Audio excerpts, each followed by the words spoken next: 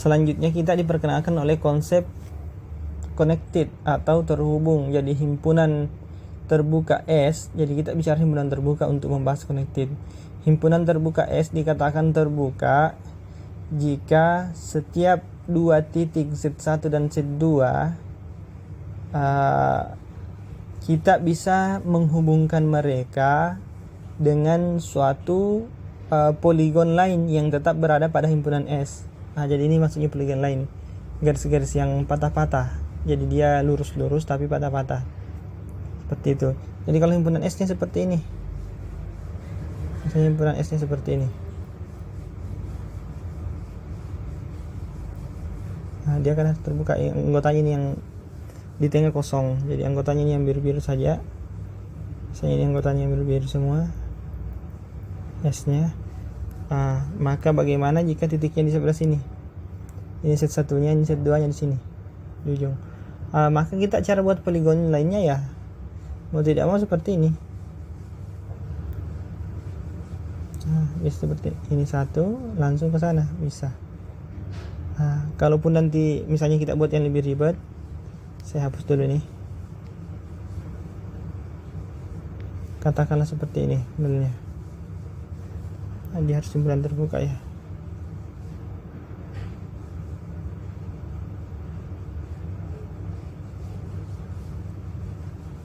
Seperti ini S nya misalnya.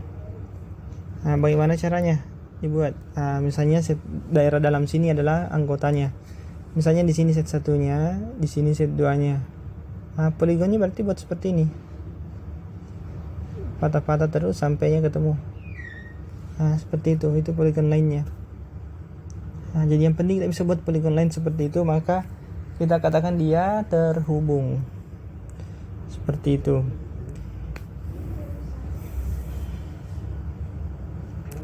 Atau di sini bahasanya diberikan di sini bahasanya memuat sebanyak berhingga segmen garis atau ros garis yang terhubung ujung-ujungnya, dan semua garis-garis itu, segmen garis itu atau ros garis itu berada di himpunan S nya. Ini tadi ros garisnya ada berapa ini? 1, 2, 3, 4, 5. Dia berhingga. Jadi meskipun 100 segmen garisnya baru ketemu, itu masih berhingga juga namanya. 1 miliar juga masih berhingga. Seperti itu. Contohnya kita bisa lihat himpunan modulus Z yang kurang dari 1. Jadi semua bilangan Z, kompleks Z yang modulusnya kurang dari 1 misalnya, itu dikatakan terhubung. Saya kira ini cukup jelas. Gambarnya bisa kita lihat ini yang di tengah ini. Ini jadi daerahnya saya kasih warna merah. Daerahnya itu yang di sini, yang modulus 1. Itu gampang, bisa dilihat dan langsung ambil 2 titik di sini pasti terhubung. Kemudian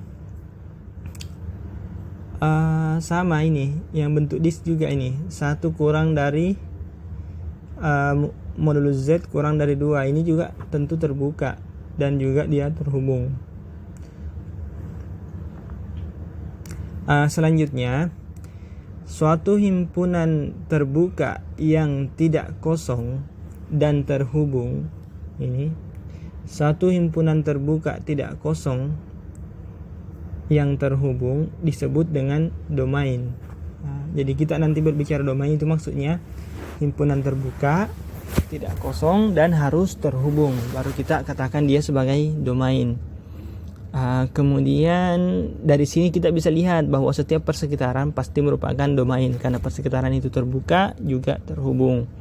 Kemudian domain kita gabungkan dengan beberapa titik batas, atau digabungkan dengan semua titik batas, atau tanpa titik batas, itu kita katakan sebagai region. Dari sini ada 3 kemungkinan region kan? Region ada 3 kemungkinan. Pertama, region itu tidak tertutup dan tidak terbuka. Kapan terjadi itu? Jika ini yang region itu terjadi jika domain ini bersama dengan beberapa titik batas. Jadi misalnya 1 saja titik batasnya dan ada himpunan terbuka, maka dia dikatakan region tipe pertama. Yang kedua, jika dia himpunan terbuka ini, dia himpunan terbuka artinya tidak memuat titik batas, maka dia tetap region. Yang ketiga, jika dia memuat semua titik batasnya, berarti dia tertutup.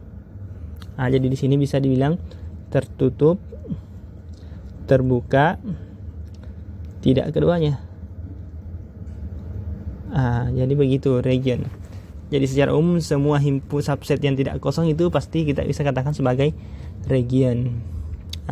Selanjutnya, suatu himpunan S dikatakan terbatas jika setiap titik di S ini berada di dalam daerah suatu lingkaran dengan jari-jari R. Lingkaran dengan jari-jari R. Modulus Z sama dengan R kan artinya lingkaran dengan jari-jari R. Jika tidak ada lingkaran yang bisa membuatnya seperti itu, yang bisa memuatnya, maka dikatakan dia tidak terbatas atau unbounded.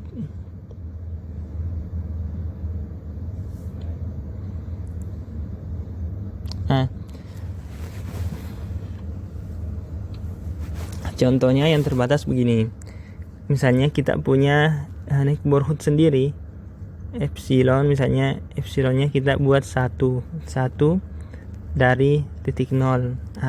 Atau ini kan sama dengan sebenarnya himpunan Z, di mana Z kurang 0 itu kurang dari 1.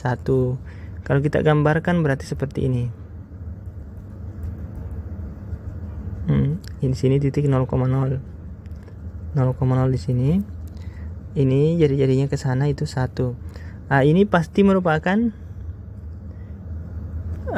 himpunan terbatas. Kalau ini himpunannya N1, ini pasti terbatas. Mengapa? Saya tinggal ambil Z sama dengan 1, itu sudah memuat ini semua. Yang paling ekstrimnya ambil 2 kan berarti di sini kita buat lingkarannya ini 2. 2 begini berarti dia memuat semua daerah. Memuat daerah yang ada di dalam lingkaran ini itu memuat semua daerah N10, persekitaran 1 dari titik 0. Termuat semua. Maka dia terbatas. Contoh untuk yang tidak terbatas bagaimana? Misalnya ini tadi real Z besar sama dengan 0, berarti kalau kita buat gambar bedanya, real Z besar sama dengan 0 berarti apa maksudnya? Daerah realnya kan yang ini X, ini Y. Besar sama dengan 0 berarti ikut di sini, berarti daerahnya ini semua sana, tidak ada batasnya. Sekarang mungkinkah kita membuat suatu lingkaran yang bisa memuat ini semua? Tidak mungkin. Setiap saya buat lingkaran begini pasti terbatas di sini. Setiap saya buat lingkaran dari sini meskipun besar sekali pasti ada batasnya di ujung sana. Maka kita katakan ini yang real Z besar sama dengan 0 merupakan himpunan yang tak terbatas. Seperti itu contohnya. Saya kira cukup jelas terkait dengan himpunan terbatas dan himpunan tak terbatas.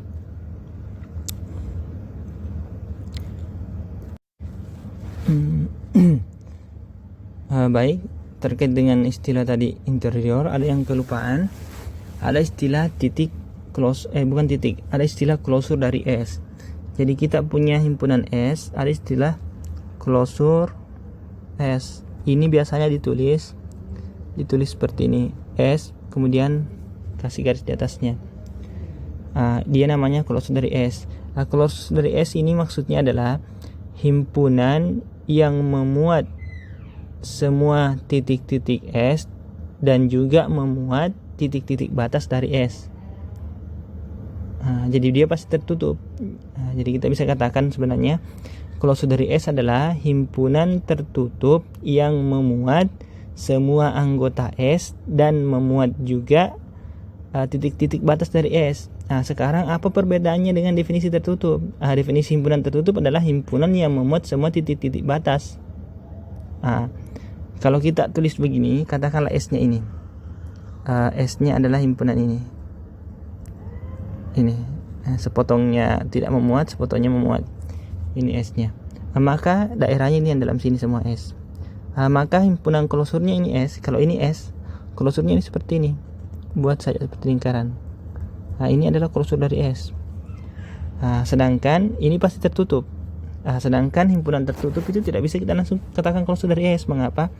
Kalau saya buat yang lain seperti ini, ini saya tambahkan 3 titik di luarnya, set 1 dan set 2.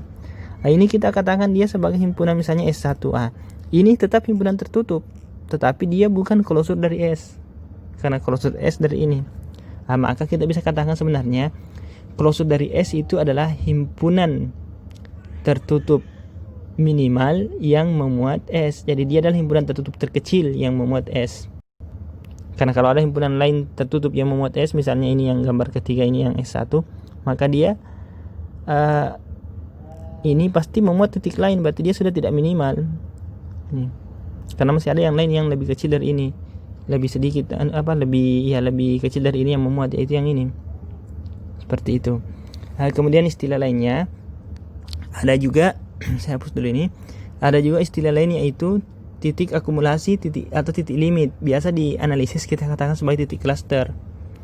Jadi ada juga namanya titik akumulasi. Jadi Z0 elemen C dikatakan titik limit, titik akumulasi atau titik limit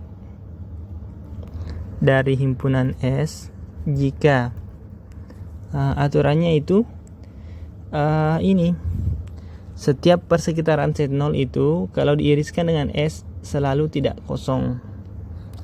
Untuk setiap epsilon besar 0 berlaku bahwa persekitaran epsilon dari Z0 itu diiriskan dengan S itu selalu tidak kosong. Seperti itu. Dia titik limit atau titik akumulasi. Jadi misalnya ini kan dikatakan Z0 elemen C, maka ada dua kemungkinan. Z0-nya itu bisa merupakan bukan anggota S, bisa juga anggota S. Katakanlah kita punya S-nya seperti ini, himpunan terbuka ya, daerahnya ini dalam. Maka titik akumulasi S itu, titik akumulasi atau titik limitnya adalah semua anggota di dalam sini, pasti titik akumulasi. Kemudian di luar sini misalnya ini ada Z0, ini bukan titik akumulasi karena ada persekitaran seperti ini yang tidak ada anggota S di situ, berarti dia bukan titik akumulasi. Kalau kita buat Z0-nya di dalam sini, dia titik akumulasi karena bisa kita buat persekitarannya yang beririsan dengan S, ada yang anggotanya S juga di situ. Katakanlah ini S-nya. Itu. Kalau kita ambil itu yang ini, kita ambil Z0-nya di pinggir sini. Ini Z0 bukan elemen dari S, tapi dia masih kompleks. Maka dia tetap titik akumulasi karena pasti kita setiap buat persekitaran sekecil apapun pasti ada anggota S yang ikut. Seperti itu. Itu maksudnya adalah titik akumulasi atau titik limit. Seperti itu.